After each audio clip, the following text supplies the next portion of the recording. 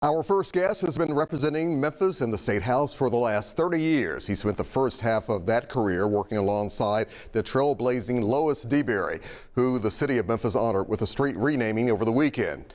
But he joins us also on a special election day for Tennessee's 7th congressional district, which has drawn a lot of national attention. State Representative Larry Miller joins us for 3 at 3. Representative, good to see you in person. My pleasure. It is an honor to have you here. The first time on 3 at 3. Yes, it has been. Let's put that focus on Nashville, Tennessee. Why is the nation, why is Memphis paying so close attention, in your opinion, to this race?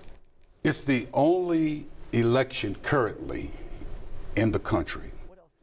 Keep in mind, Tennessee is not a state where at the end of the day, during the presidential election, it's going to make that much of a difference. It's not a battleground state. But what's happening now, when you have the President of the United States, the Speaker of the House, Mike Johnson, and millions of dollars coming into this district. I participated in a Zoom last night. AOC and other legislators, congresspeople said it could be a miracle. We've already won. Why did they say that? It's because the numbers, and it's so tight of a race that we could possibly pull this thing off. Give me some idea. Give us some idea as well. Could this be an indicator for political midterm elections, especially coming up? I certainly hope so. Why so? I've always said to people, and I say it now, 2026, and they always say that the next election is the most important election. This is a very important election. Why? We could flip Congress. Democrats could take control of Congress. Just think about the implications of that if it were to happen. Think about that. If that does happen, and of course, voters are going to the polls right now. Obviously, you're optimistic and very confident here. What do you think the issues have been that have gotten voters' attention to vote in whatever way they're going to be voting today? Well, I think overall, it's a national election, although it's a congressional district race. But what has been going on since President has been elected, some people think it's almost like it's out of control. I can do almost whatever I want to do, and Congress sits back and say that's okay. I think the general public is saying, wait a minute, that's too much. Things need to change.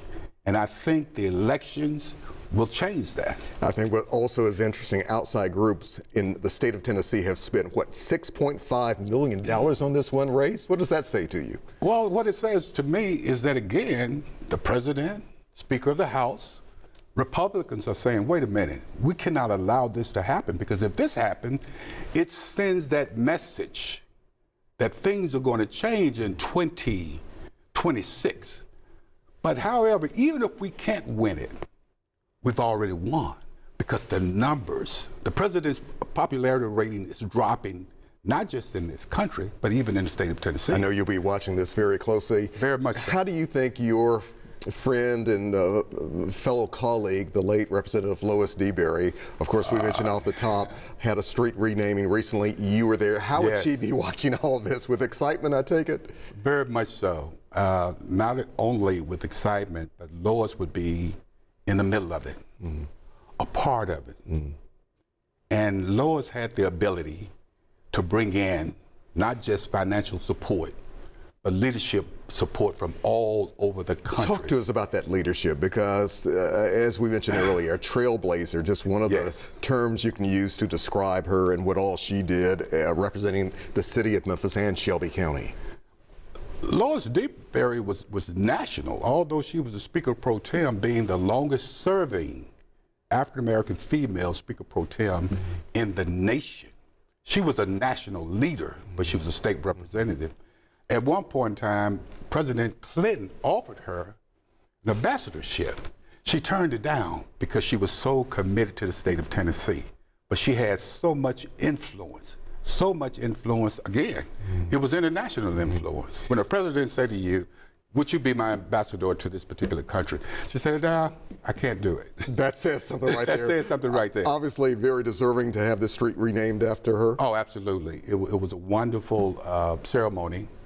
The Lois DeBerry Highway, right at Pillar in Person. You know, she Graduated from Hamilton, went on to Lamont Orange College. Right. And from there, she went to the Tennessee House of Representatives, where she served almost 40 years. One last thing, as Amazing. another major, I guess, legislative session will be starting very shortly here.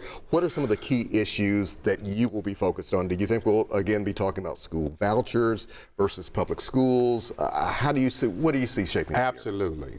My tenure, things seems to always come back, and they're usually the same. Education is going to be top. Education. Public safety. We'll talk about public safety. We'll talk.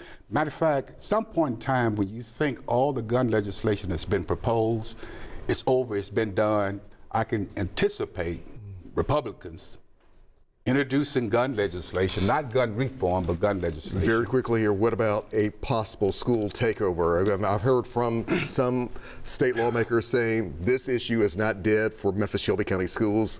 It could likely come up again in January. Well, I tell you this, yes, it could very well come up. But for me and for my colleagues, we will vote against it, fight against it. We don't think it should happen. Representative Larry Miller, we're going to have you back more often. Absolutely. All right, we will do it Appreciate it. again. Thank you. Always good to see you. Okay. All right, thank you.